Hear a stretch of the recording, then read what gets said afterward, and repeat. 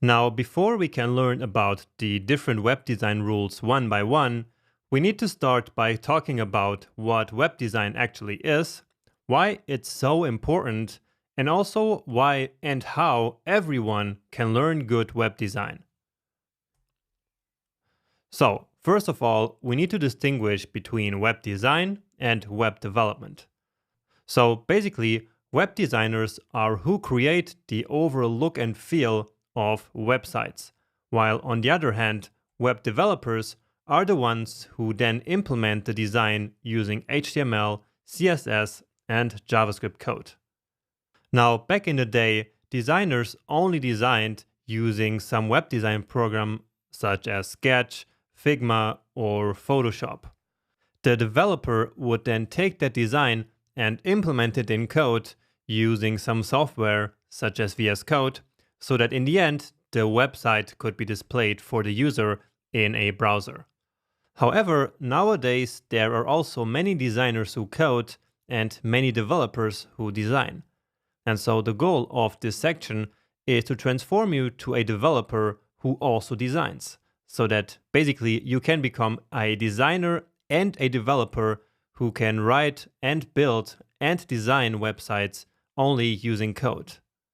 So, our focus in this course will of course be learning HTML and CSS, so basically writing code, but in my opinion, a modern web developer should also be able to create simple and good looking designs. And so that's what I want to teach you in this section. But first, let's explore a little bit why design is actually so important. So, when a user visits a well-designed website or web application, then that good design immediately creates a lasting good impression of the brand or the product that is behind that website. However, if the site was badly designed, then the user would believe that the brand doesn't really care about the product or the service that they're offering. And so when you build a website, of course, you do not want to create that impression, right? Also, good design makes the user trust the brand right away, while on the other hand, a website with bad design makes the user insecure about even trusting that company or the brand. Another really important reason for investing a lot of time and effort into a well-designed product is that good design increases the perceived value of the brand or the product that the user is visiting, while bad design simply makes the brand look kind of cheap. And I'm sure that you have experienced this yourself when you, for example, check out two competing websites of two competing products. So probably you get a better impression of the product that has the good looking website, and you also trust the brand more and kind of feel that that product is worth more. At least for me, it sure works like this, and there's a lot of research indicating that this is how it works for the general users. And so again, it's really, really important that you or your company or whoever you're working for invest in really good design for their websites and web applications. Finally, good design also gives users exactly what they were actually looking for when they decided to come to the site in the first place. For example, let's say you're looking to buy a TV. So in that case, you want that web page for the TV to give you all the information as fast as possible. And so for that, it's important that the page is well designed. You don't want to be confused and have to leave the page because you cannot reach your goal, right? And that's what would happen if the page was badly designed. Okay, and I hope that with this I could convince you that design cannot just be an afterthought. It needs to be central to building any product, so any website or any web application. Now, many people are already aware about how important web design is. However, they will say something like, "Oh, I'm not creative," or, "Well, I'm not an artist, and so I could never learn design." However, in my opinion, that is not really true, because good web design is actually not subjective and has not much to do with creativity. For example, I myself couldn't be any further from being an artist, and I'm also not particularly creative. But still, I can design a decent looking interface by following a simple framework or a system, such as the one that I want to teach you in this course. And so I really believe that anyone can learn good web design. You don't need to be creative and you don't need to be an artist. All you need to do is to learn some rules and some guidelines along with some system that you then need to follow in order to build a nice looking interface for your own projects. Now, what kind of framework or system will I actually teach you, and how am I going to do that? Well, what I did was to analyze hundreds or maybe thousands of really well-designed websites. So I carefully analyzed and deconstructed the design of all these websites and then distilled everything that I learned into a couple of rules that are easy for you to learn and, even more importantly, easy to apply.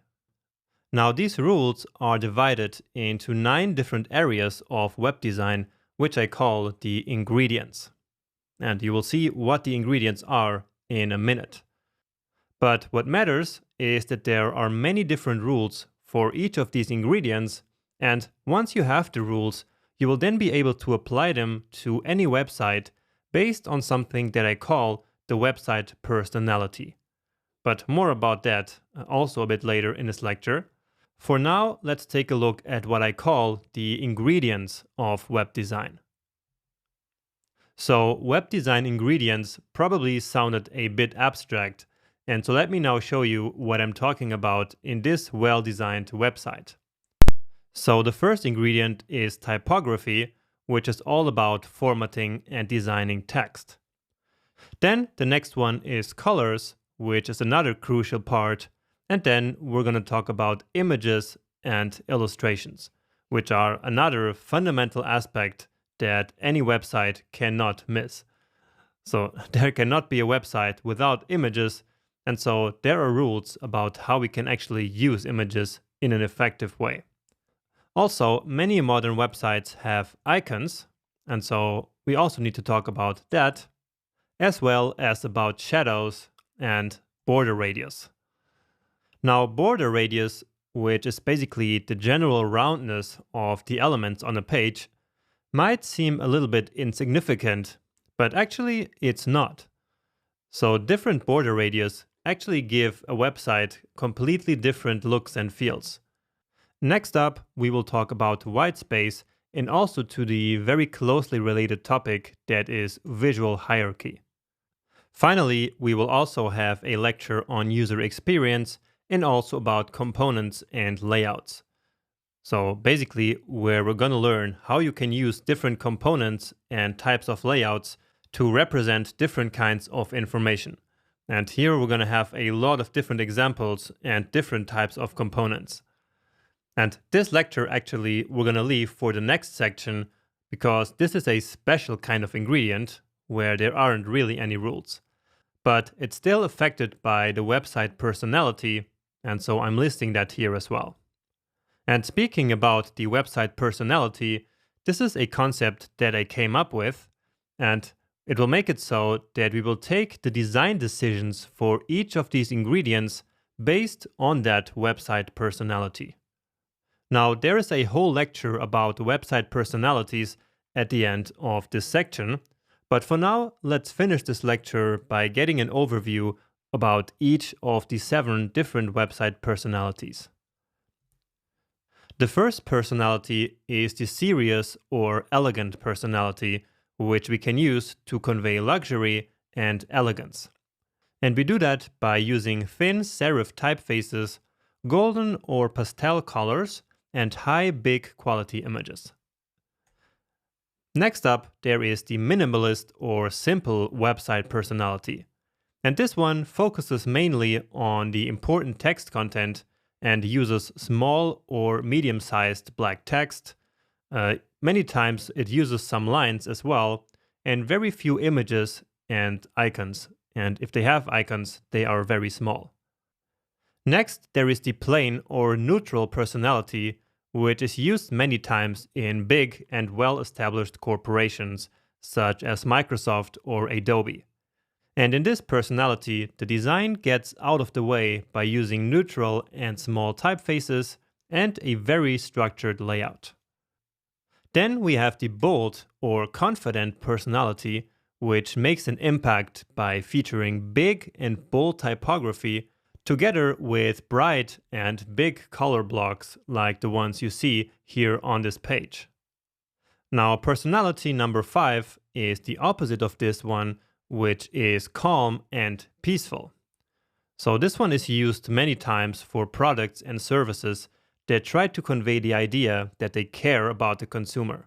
And they do this by using calming pastel colors like these background colors on this page, and also soft serif headings together with images and illustrations that match the typeface or the colors. Now next up, there is the very important startup and upbeat personality. And as the name says, this one is used a lot in startup companies. And this website personality uses modern-looking sans serif typefaces, light gray text and backgrounds, together with rounded elements. Finally, to finish, there is the playful or fun personality, which consists of colorful and round designs, which are created basically by using creative elements such as hand-drawn icons or illustrations, lots of animations, and also the language of the content itself helps to convey the playful or fun personality. Okay, so this was just an overview of the different website personalities, but again, the idea is that different design decisions, for example in colors or typography or images that are going to be used, will depend on what website personality you want for your design.